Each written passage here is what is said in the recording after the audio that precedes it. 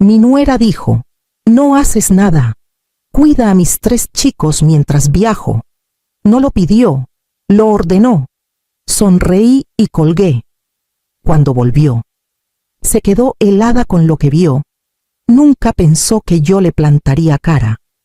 Esa fue la frase que me rompió algo por dentro mucho antes de que pasara cualquier otra cosa.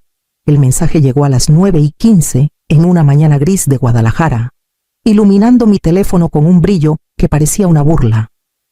«No haces nada ahora. Cuida a mis 3 chicos mientras viajo. Los dejo a las 7. Sin hola, sin pregunta, sin reconocer que yo era un ser humano con vida propia. Solo otra orden lanzada hacia mí, como si 62 años de sobrevivir, trabajar y criar a su esposo sola después de una tragedia, me hubieran convertido en alguien desechable. Me llamo Camila. Tengo 62 años. Durante años, Isabel me había hablado así, dulce en público, cortante en privado. Yo lo tragaba, como nos enseñaron a las mujeres de mi generación, a tragarnos las cosas que nos lastiman. Pero la jubilación me dio un silencio que ella confundió con vacío. Pensó que al dejar mi trabajo, me había alejado de mí misma. El teléfono sonó unos minutos después del mensaje. Su nombre parpadeó en la pantalla, insistente, como si esperara una respuesta inmediata. «Camila», dijo sin siquiera tomar aire. «Supongo que recibiste mi mensaje.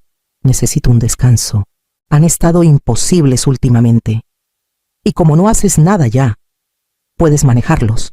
Levanté el teléfono de mi oreja y lo miré por un momento, como si fuera la primera vez que entendía realmente lo que pensaba de mí.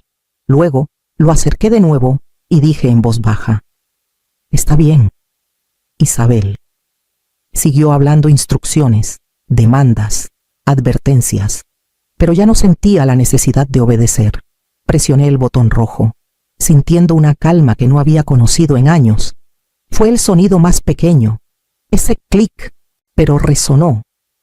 Por primera vez en años, no me sentí impotente, me sentí despierta, y para cuando Isabel dejó a esos niños en mi puerta a la mañana siguiente, ya sabía que algo había cambiado dentro de mí, dentro de esta familia, dentro de la historia que por fin empezaba.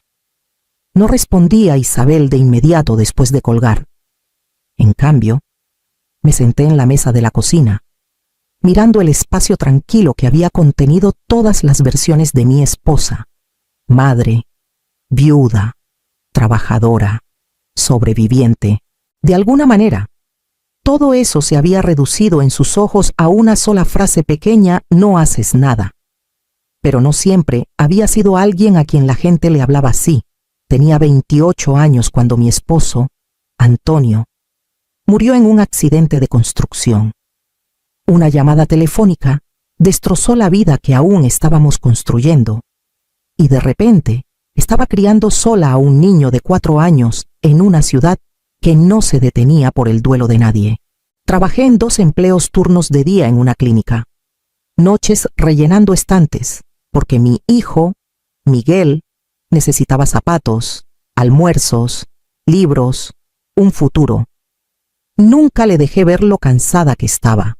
Años después, cuando trajo a Isabel a casa por primera vez, ella me dio la mano con las 2 suyas. «Camila, he oído tanto de ti», dijo, sonriendo como si lo dijera en serio, pero sus ojos se deslizaron más allá de mi suéter desgastado, mis zapatos simples, la casa que mantenía lo mejor que podía. Sentí que la distancia empezaba ahí, educada, bonita, suave en los bordes, pero real. Creció de maneras pequeñas. En las cenas de cumpleaños, comentaba ligeramente a Miguel: «Tu mamá insiste en hacer las cosas a la antigua», mientras alababa sus propias contribuciones. En Navidad, reía levemente: «Eso es adorable». «Camila, ya les compramos mejores a los chicos, pero gracias», siempre dulce, siempre con una capa delgada. Miguel no lo notaba. Estaba orgulloso, ocupado, agradecido de ver a su esposa y a su madre llevándose bien, o fingiéndolo. Y yo también fingía, porque las madres hacemos eso. Nos doblamos, nos quedamos calladas. Intentamos no perturbar la paz que construyen nuestros hijos. No me di cuenta de cuánto me había doblado hasta que el mensaje de Isabel esa mañana me partió en dos de un solo golpe. La versión de mí a la que regresó no sería la que esperaba. Isabel llegó a la mañana siguiente exactamente a las 7, como si hubiera programado una entrega. No entró. Ni siquiera hizo contacto visual. Leonel, Paloma, Isaac vayan, dijo, señalando hacia mi puerta como si yo fuera un contenedor esperando y no su abuela. Los niños arrastraron sus maletas pasando sus piernas. Leonel, de 12, no levantó la vista de su teléfono. Paloma, de 10, tenía los brazos cruzados fuertemente sobre el pecho. Isaac, de 7, se quedó atrás como una sombra tratando de no existir. Isabel se inclinó. Su tono agudo pero sonriente trata de no confundirlos con tus ideas anticuadas. Camila, yo prefiero que las cosas se hagan de cierta manera y necesito mantener la casa en calma. Luego se fue. La puerta se cerró, dejándome con 3 pequeños extraños que llevaban la voz de su madre sin siquiera saberlo. Leonel pasó primero rozándome. ¿Dónde está el Wi-Fi?, murmuró. En la cocina, pero no esperó el resto. Paloma arrugó la nariz. Mamá dijo que tu casa huele raro, como a cosas viejas. Miró alrededor. ¿Acaso limpias limpio todos los días?, dije suavemente. Se encogió de hombros. Mamá dice que la gente que ya no trabaja se pone floja. Mi pecho se apretó, pero mantuve el tono firme. Bueno, verán cómo funcionan las cosas aquí. Isaac se quedó atrás, aferrando la correa de su mochila. No habló hasta que los otros estuvieron fuera de vista. «Vas a gritar», susurró. Me arrodillé para estar a su nivel. «No, cariño, yo no grito. Mamá dice que gritas todo el tiempo». «No lo hago», dije en voz baja. Parecía confundido, como si 2 mundos se hubieran contradicho de repente y no supiera cuál creer. En la sala, Leonel tiró su maleta al piso. «Este lugar es chiquito», dijo. «Mamá dice que es vergonzoso que nos haya traído aquí». Paloma intervino. «Dijo que no sabes manejar niños». Me quedé en la puerta, dejando que sus palabras se asentaran. No intentaban herirme. Repetían lo que les habían sembrado. Ese fue el momento en que entendí antes de enseñarles algo a estos niños. Tenía que desenseñarles lo que les habían enseñado. Y el trabajo, de verdad, apenas empezaba. A media mañana, la casa parecía tomada por 3 pequeñas tormentas. Leonel se extendió en el sofá con su teléfono. Paloma pisoteaba de habitación en habitación, inspeccionando todo lo que podía criticar. E Isaac rondaba cerca de la puerta como listo para huir. Di una palmada ligera. «Bien, el desayuno. Ya comimos», dijo Leonel sin levantar la vista. «No, no comimos», añadió Paloma. «Mamá dijo que cocinas cosas raras». «Hice hot cakes», respondí, «en formas de animales». La cabeza de Isaac se levantó primero. «¿Formas de animales?». Leonel resopló. «No somos bebés». De todos modos puse los platos en la mesa, decidida a mantener un sentido de normalidad y quizás encender un poco de curiosidad. «No tienen que comer, pero los teléfonos se quedan aquí hasta después del desayuno». La mandíbula de Leonel se tensó. «Eso no es justo. Es la regla en mi casa». «Es tonto», espetó Paloma. «Tal vez, pero sigue siendo la regla». Se resistieron, por supuesto. Quejidos, ojos en blanco, suspiros dramáticos, pero lentamente, casi con sospecha, vinieron a la mesa. Isaac se sentó primero, rozando con los dedos el hot cake en forma de oso. Paloma pinchó el suyo. «Esto se ve bien, supongo». Leonel murmuró. «Está bien», como si las palabras le dolieran. Después del desayuno, repartí tareas pequeñas. Leonel, tú enjuagas los platos. Paloma, limpias la mesa. Isaac, recoges las servilletas. «No vamos a hacer quehaceres», dijo Leonel. «Sí lo harán mientras estén aquí». Paloma bufó. Mamá dice que los quehaceres son una pérdida de tiempo. No, respondí en voz baja. Los quehaceres nos enseñan a cuidar lo que nos cuida. Se movieron despacio al principio, esperando que yo regañara o gritara. No lo hice. Trabajé a su lado, lavando las ollas, tarareando una melodía que Antonio solía tararear los sábados por la mañana.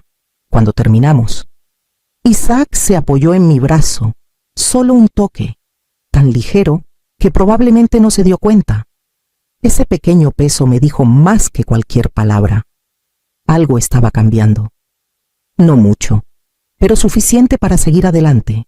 Era media tarde, y los tres estaban extendidos en el piso de la sala, discutiendo sobre un rompecabezas que no era realmente un rompecabezas, solo una distracción. Leonel me miró, voz baja. Mamá dijo que eres inútil, que somos afortunados de que siquiera nos deje aquí. Seguí doblando la ropa. Te escucho. Paloma puso los ojos en blanco. Nos deja mucho, como semanas a veces. Dice que es por trabajo, pero ni siquiera sabemos a dónde va. Isaac asomó desde atrás del sofá. Y Rafael viene cuando papá está trabajando. Mamá dice que ayuda, pero siempre está cuando ella quiere control, y no sabemos por qué. Me quedé quieta solo un poco. Rafael, siempre están susurrando, dijo Paloma, mirando sus manos. Papá no sabe. Leonel pateó una pieza del rompecabezas por el piso. A veces grita, como grita de verdad. Y no sé si le importa que la oigamos. No me moví. Dejé que se asentara. No abuso, no criminal, pero lo suficientemente pesado para dejar marcas si se ignoraba. Isaac se acercó más. Dice que la abuela no importa. Por eso no la vemos mucho. Mamá dice que es vieja y no puede ayudar.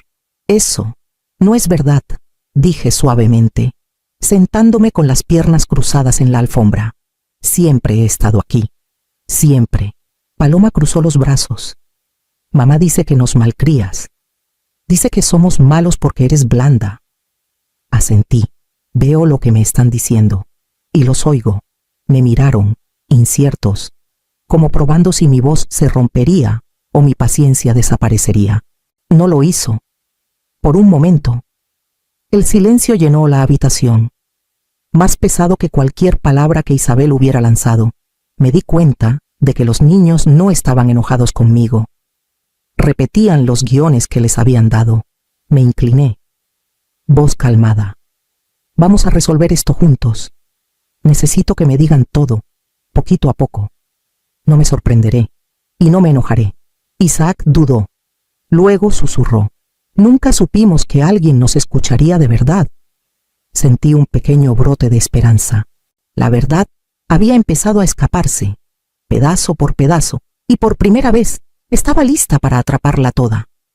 Estaba en la cocina cuando encontré la primera nota, metida en la mochila de Paloma. Un recordatorio de la escuela recogida tardía otra vez. Tercera vez este mes. La sostuve en mi mano más de lo necesario, pensando en cuántas mañanas había esperado, viendo el reloj pasar las 7 mientras los niños se sentaban solos. Abuela, la voz de Paloma me sacó de ahí. Aferraba un papel arrugado. Yo lo escribí. Me arrodillé a su lado.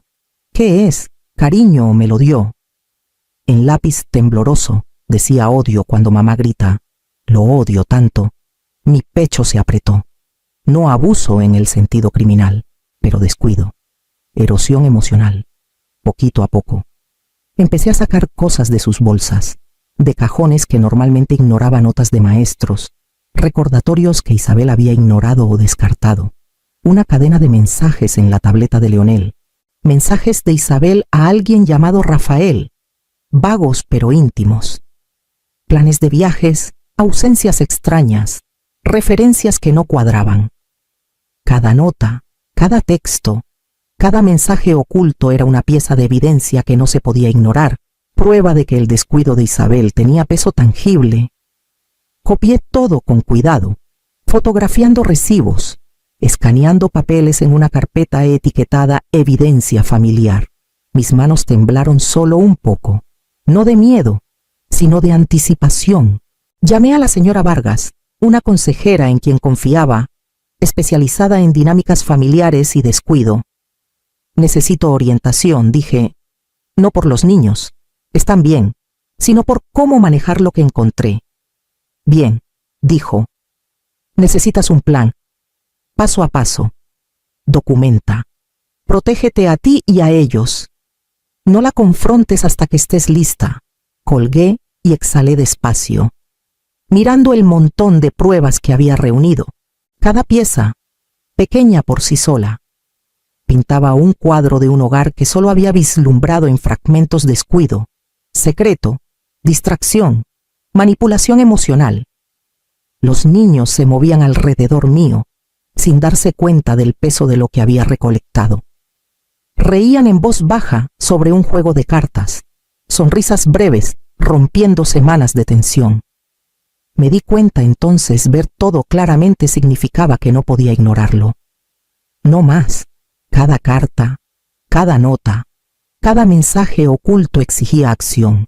Y por primera vez en años, me sentí al mando de la tormenta que solo había estado resistiendo. A la mañana siguiente, la casa se sentía diferente. Los niños se movían con curiosidad cautelosa en lugar de rebelión. Leonel murmuró: «Perdón por ser grosero ayer». Mientras ponía la mesa, Paloma me dio una servilleta doblada, diciendo: «No quise derramar mi jugo». Isaac, tímido al principio, sonrió cuando le mostré cómo doblar su propia ropa. Me mantuve calmada, dejándolos ver las consecuencias de errores pequeños y las recompensas del esfuerzo. Cada disculpa, cada acción cuidadosa, astillaba la tensión que Isabel había construido alrededor de ellos. «Abuela, ¿puedo ayudar con la cena?», preguntó Paloma, mirándome como si esperara un rechazo. «Por supuesto», dije, dándole la tabla de cortar. «Ahora eres parte de esta casa». Más tarde, tocaron a la puerta. Miguel había pasado después del trabajo, curioso por cómo había manejado a los niños mientras Isabel estaba fuera. «Pensé en ver cómo iban las cosas», dijo, dudando. Sonreí. «Pasa. La cena está casi lista». Entró, ojos escaneando la habitación. Los niños reían en voz baja mientras Leonel servía jugo. Paloma removía una olla e Isaac llevaba platos a la mesa. La mandíbula de Miguel se tensó. No había visto esta clase de calma desde antes de que Isabel se mudara. «Camila», empezó, voz baja. «No sabía que podía ser así.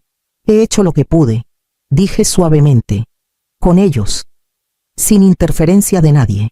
Miró alrededor de nuevo, la realización suavizando los bordes de su cansancio. Su negación se agrietó, por primera vez en años. La verdad se asentó en la habitación con nosotros. No gritó ni vociferó. Simplemente existió quieta, innegable. Y en ese silencio, entendí que la sanación podía ocurrir incluso cuando la persona que causó la fractura aún estaba ausente. Los mensajes de Isabel llegaron en ráfagas durante los días siguientes. Fotos de playas, cócteles y su sonrisa brillante con un hombre al que llamaba Rafael. Nada de eso era sobre trabajo, ni una sola conferencia o seminario. Leonel miró mi teléfono. «Mamá, se está divirtiendo». Asentí despacio. «Sí, eso parece». Más tarde, tocaron a la puerta. Miguel había pasado después del trabajo, curioso por cómo había manejado a los niños mientras Isabel estaba fuera. «No», dije suavemente, «lo descubrirá a su tiempo. Por ahora, concéntrense en sus rutinas». Extendí papeles por la mesa de la cocina: notas escolares, capturas de mensajes, observaciones garabateadas de los niños, cada detalle que Isabel había dejado atrás, cada pista que había intentado esconder, estaba al descubierto. Los organicé con cuidado, etiquetando carpetas, fotografiando notas, haciendo un plan. Miguel pasó sin avisar. Se apoyó en la puerta, viendo a los niños poner la mesa para el almuerzo. «Camila, esta calma. No pensé que fuera posible. Tuve que aprenderlo a la fuerza», dije, manteniendo la voz firme. «Necesitan límites, y nosotros también.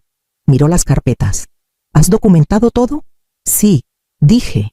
Cada nota, cada mensaje, para que nada nos sorprenda. Isaac tiró de mi manga. Abuela, ¿estamos listos? ¿Para qué pregunté? Para terminar con sus gritos y abandonos. Me agaché a su lado. Aún no terminamos, pero estamos preparados. Eso cuenta para algo. La tarde pasó en organización tranquila. La casa zumbando con rutinas que yo había establecido. Cada detalle, cada pequeña preparación, hacía la confrontación venidera menos aterradora. Sentí el peso de la anticipación, pero también un extraño sentido de control. Cuando la última luz se desvaneció afuera, me recosté y respiré. Isabel volvería pronto. Y por primera vez en años, no tenía miedo. El auto de Isabel se detuvo al mediodía, justo cuando el reloj marcaba hacia su drama esperado. Entró confiada, tacones chasqueando por el piso de madera como una jueza entrando a su propio tribunal. La casa estaba en calma. Leonel, Paloma e Isaac estaban extendidos en la sala, riendo sobre un juego de mesa, lápices y papeles esparcidos pero ordenados, sin caos, sin destrucción. Isabel se quedó helada. Su boca se abrió una vez, luego se cerró. Miró de los niños a mí, luego a Miguel de pie detrás de mí. Su postura era firme, ojos fijos. Hola, dije, voz ligera, casi casual. El almuerzo está listo. La sonrisa de Isabel vaciló. Camila, ¿qué? ¿Qué pasa aquí? Solo un día normal, respondí. Hemos mantenido las cosas tranquilas mientras estabas fuera. Se acercó, escaneando la mesa de la cocina. Carpetas y tabletas yacían en pilas ordenadas, capturas, notas, reportes escolares, cada pieza de evidencia que había reunido en silencio. Su respiración se entrecortó. ¿Qué? ¿Qué es todo esto, documentación? Dije calmadamente. Para que todos sepamos la verdad, Leonel levantó la vista. Abuela puso reglas, las seguimos, sin teléfonos hasta las comidas, quehaceres hechos, y estamos contentos. Paloma añadió. Mamá, está bien, estamos bien. Los ojos de Isabel se dirigieron a Isaac, cuya manita descansaba en la mía. Su confianza se deslizó. Esperaba resistencia, rebelión, lágrimas, quizás miedo. En cambio, los niños corrieron hacia mí, riendo, confiando, sin temor. Miguel puso una mano ligera en su hombro. Ha estado protegiéndonos a todos, Isabel, incluso a ti, de una manera que no entiendes. Sus labios temblaron. Esto no era lo que planeé. Me recosté, dejando que el silencio llenara el espacio. Se dio cuenta, de golpe, de que el control ya no era suyo. Cada manipulación, cada amenaza, cada mentira en la que había construido su vida se desmoronó en la realidad quieta y firme ante ella. Y en esa pausa, supe la tormenta que esperaba nunca llegó. La verdad llegó en su lugar. Miguel se hundió en el sofá, el cansancio grabado en sus rasgos. Camila, no lo vi antes. La manera en que has manejado todo. Le serví una taza de té. Ya no se trata de mí, se trata de ellos, y de que todos encontremos un camino adelante. Leonel deslizó una pieza de rompecabezas en su lugar, sonriendo. Me gusta cuando comemos todos juntos, sin teléfonos. Paloma puso la mesa para la cena, cuidadosa, metódica. Mamá, quiero decir, Isabel, no va a gritar más. ¿Verdad? Negué con la cabeza. No mientras yo esté aquí. Isaac tiró de mi manga. ¿Podemos leer después de la cena? Por supuesto, dije, pero solo si todos ayudan a limpiar primero. Miguel pasó una mano por su rostro. Llamé a un consejero hoy. Necesitamos a alguien que nos guíe a través de esto, que me ayude a ver lo que me perdí. Puse una mano en su hombro. Es el paso correcto.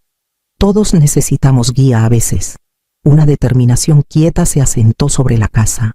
Los niños se movían con confianza por los quehaceres y rutinas. La risa reemplazó murmullos de miedo. Incluso los mensajes ocasionales de Isabel se detuvieron, sin respuesta, su poder evaporado. Me di cuenta de que no me había sentido tan firme en años. El peso de la obediencia, la manipulación y la duda se había levantado. Estaba presente de nuevo. Capaz. Vista. Leonel empujó un libro hacia mí. Abuela, ¿nos lees un capítulo? Sonreí, abriendo la tapa. Por supuesto. En ese pequeño círculo, la paz empezó a sentirse permanente. Había reclamado mi valor propio, y al hacerlo, los había protegido a todos. Protegerte a ti misma es el primer paso para proteger a los que amas. Me encantaría oír cómo encontraste tu fuerza. Comparte tu historia en los comentarios abajo. Y hablemos de la fuerza que encontramos cuando nos plantamos firmes.